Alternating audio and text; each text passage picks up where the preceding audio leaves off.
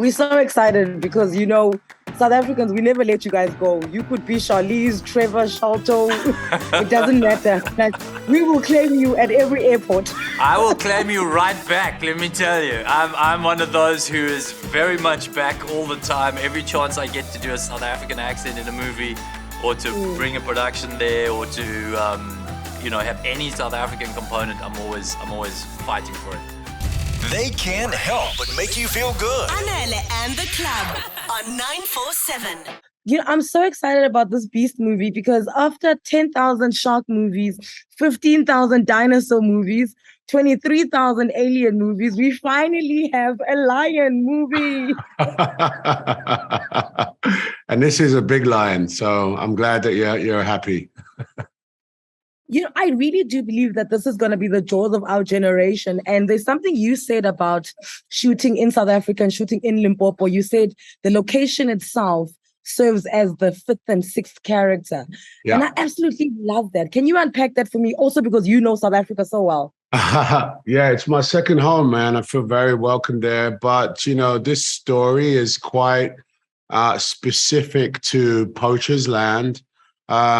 Actually, the characters, my wife's name in the film is Amachle.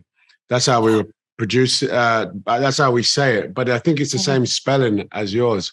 But Amachle is from a small village, and in that village, around that, the provinces, poaching is quite high. So it was important for us to take the film to where this actually happens, so that people could understand the logistics of what's going on, how isolating it is for not just this family, but for a rogue lion that to be split from its pride, just getting a sense of geographically what that means.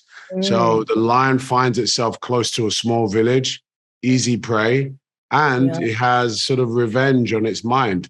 So that's why it was important to come to South Africa and scout locations that, hey, this could happen, maybe. I loved it. I found it to be so intense, and what I love is the intensity increases as the movie goes. One of the tone differences, intensity I picked up was, how you are with your daughters. Now, whether people know this or not, the ladies who play your daughters are very skilled actresses themselves, from This Is Us and Empire. But also in the movie, your protection for them increases as well. Did you find that happened because you guys were just getting closer as human beings now, not as actors and actresses? Yeah, I mean, it was definitely laid within the script. They start off where they're not as tight, and then towards the end they get closer. But in truth, to your point, we were a family unit. We were shooting as a team away from our families, and we were together. And the girls are adorable, I consider them my daughters. I hope to be their screen father, their off-screen father for as long as they would have me. What I did love as well was, in typical father and daughter fashion, you weren't the most patient man when you were teaching them how to drive. And I suppose because there was a lion chasing you. Yeah, that was like a rough first lesson. It was indeed. Well, look, we're absolutely excited. Like I say, I think this is going to be an opening to many more of these, like we've had the sharks, we've had the dinosaurs, we've had, all of it. And I just like that, once again, there's a parallel. What you're doing is you are highlighting poaching, but at the same time, you are entertaining the hell out of us. So Idris Elba, we cannot wait for Beast to come out. As always, because you are honorary South African, South Africans are going to go out and support you in the droves. I take that. Thank you very much. We're so excited because, South Africans, we never let you guys go. You could be Charlize, Trevor, Sharlto. It doesn't matter. Like, we will claim you at every airport. I will claim you right back, let me tell you. I'm one of those who is very much back all the time. Every chance I get to do a South African accent in a movie or to bring a production there or to, have any South African component, I'm always fighting for it.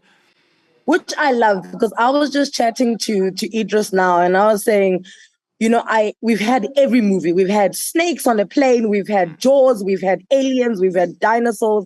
And I'm just excited that finally we have a lion, because that screams Africa, right? Was there a point in the movie where you felt this is a special project? And when it happened, what went through you? There was. It's when I realized that I was working with a ridiculously talented director. Bolt is a phenomenal director. He's this kind of Icelandic Viking character who's also like a huge actor in Iceland. So he's had a very interesting career as an actor. And I could tell very early on, like, this guy knows what he's doing. And so the combo with him and I and Idris kind of just trying to rework scenes or rewrite little details as we went and sort of add magic the whole way through, I was like, okay, this is going to be cool. And I was relieved last night to see the premiere played incredibly well. People were sitting on the edge of their seats, screaming at the screen, jumping up here in New York. So I was glad that it came out that way. No, it's an intense thriller. And, you know, there's moments in it where I feel like, as much as, yes, apparently the lion isn't real, there is never a moment where you're like, man, that's not real. It just feels like the entire time you are fighting, you know, a beast, but you're not. Was there any difficulty in pretending that there's a lion there? Not really. We had guys in, you know, sort of stunt suits, you know, which is basically like a guy in a grey leotard with a lion head on him and two paws, you know, smacking into you. So it's like a bad high school lion mascot that you get to wrestle, but at least you got something physically to engage. So, no, it was okay. And the visual effects guys just, I mean, last night, people just could not believe that there wasn't a real lion in the movie. Which is good because, I mean, like I said, I mentioned Jaws. When you go back and watch Jaws now, you can literally see the strings. You're like, oh gosh, it's not a shark. You can definitely see it. Yeah. But here, it is so real. Speaking of real, obviously you have a bond with South Africa, so does Idris. But now the two ladies that were coming on, they don't really have a bond. Was there something you guys did to make sure that they are welcome to South Africa, to Limpopo, so that they can immerse themselves in the sand? Well, we just put them on the set and then we watched them react to, because we were on a real game farm. We were up at Baobab Private Nature Reserve. It's this unbelievable reserve. And they were kind of the cliche of the Americans that are just, I mean, even a bug, you know, little Leah, they're just phenomenal actresses, these young girls. And you'll see in the movie, little Leah steals the movie. She's sort of the comic sort of mouth of the movie. And she was like that on the set too, always coming up with little comments. But like she couldn't, I mean, even a dead bug, she didn't want to touch it. She didn't want to, you know, eventually Uncle Martin, that's the character I play in the movie, Martin, you know. But offset, just kind of like life imitating art or art imitating life, you know, the things were melding. Because eventually I got her to touch just a dead bug. I don't know if she's now graduated to being able to be okay with one walking on her. But anything, a frog in their room. I had a leguan, you know, one of those big lizards was living under my bed for a while. I had the owner's son came to pull it out. But if the Americans had like a frog or a strange bug or they could see creatures walking in the rafters of their thatch hut, they were not happy. It was pretty funny. I was like, guys, come on, you're making a movie in Africa. What do you expect? You know, that's also the producers, the writers, like other people came down. They were sort of a cliched version.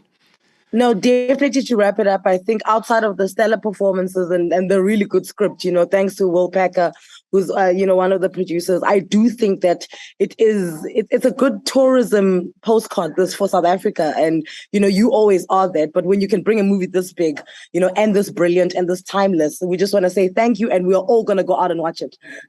Yeah, thanks. I hope you do. It's good to get back in the cinemas again after so long. Yeah. And this is definitely one of those movies where, you know, just as we saw last night, people really enjoy watching it together. It's always more fun to be scared together, you know, and pretend scared for South Africans. We get to be real scared quite a lot. So it's like, it's nice to be pretend scared for once.